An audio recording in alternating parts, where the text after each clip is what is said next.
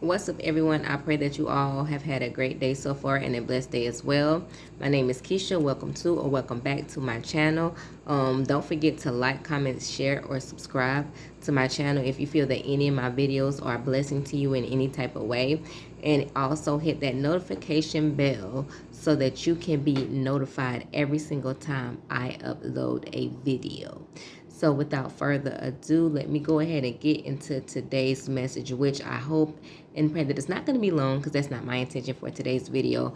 But I just want to speak on divine relationships and what that entails exactly, because in life we often have experienced relationships that have not been for the best, right? For us, like we have experienced things that have been hurtful through heartbreak, through betrayal, through people not, being authentic, genuine, all sorts of things.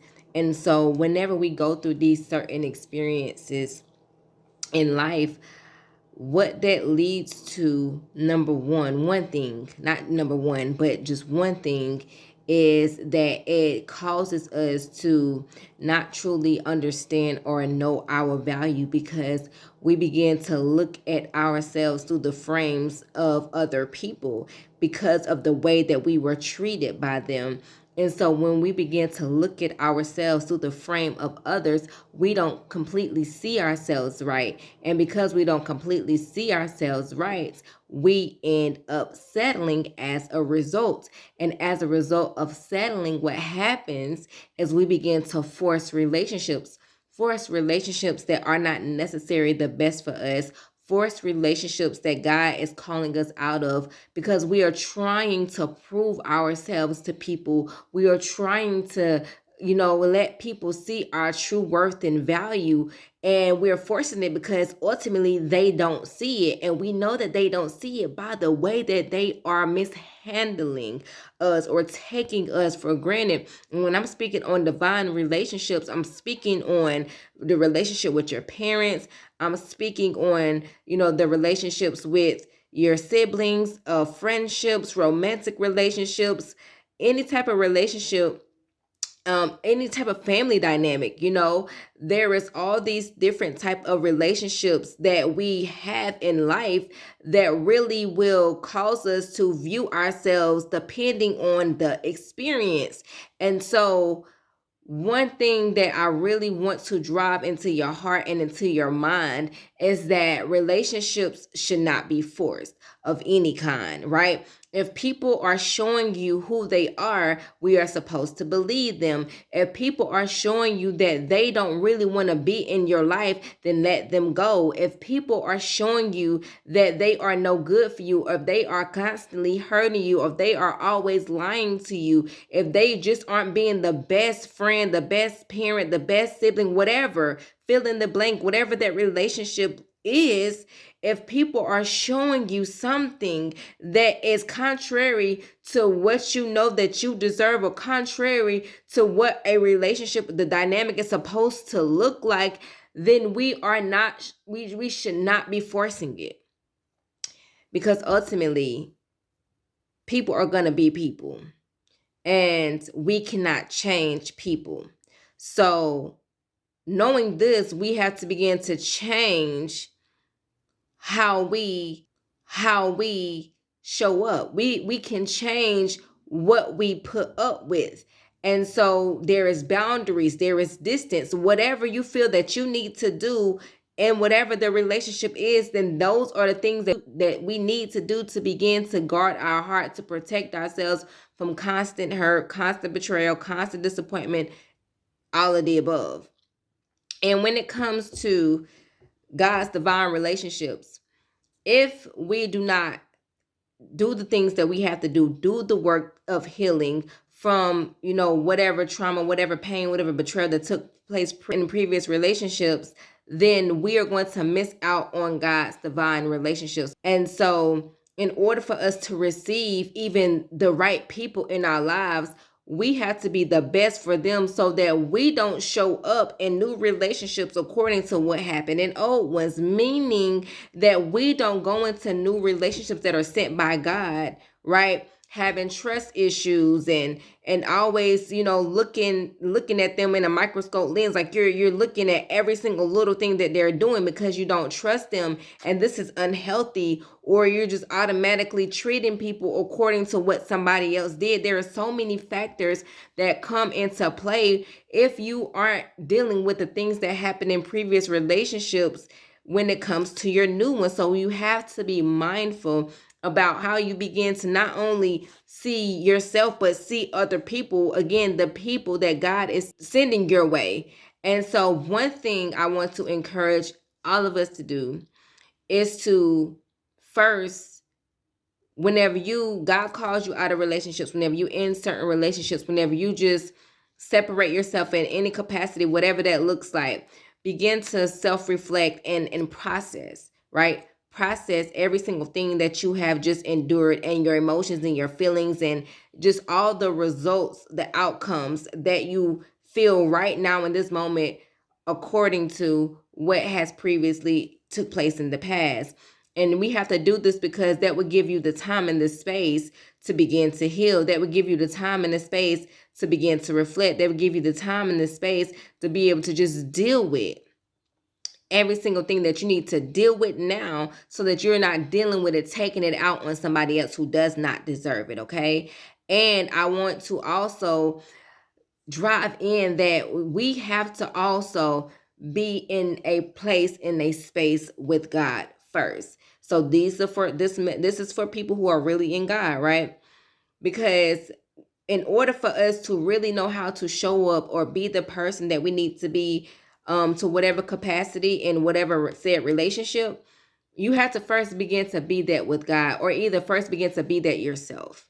And what I mean by be that with God is that, whenever God calls people out of romantic relationships into a season of celibacy, you have to know what it's like to date God.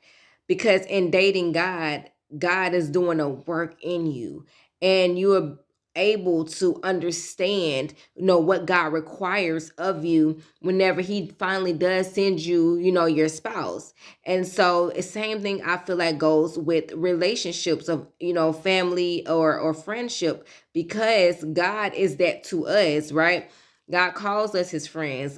We are, adopted into the sonship, right, of Jesus, of God. So with that being said, we have to understand our position with God. And whenever we understand that kind of position that we have with God, we can better show up in the divine relationships that God will send our way. But for a season, just understand that you will be isolated. You're isolated because of the work that God is doing, and because you need to heal, right?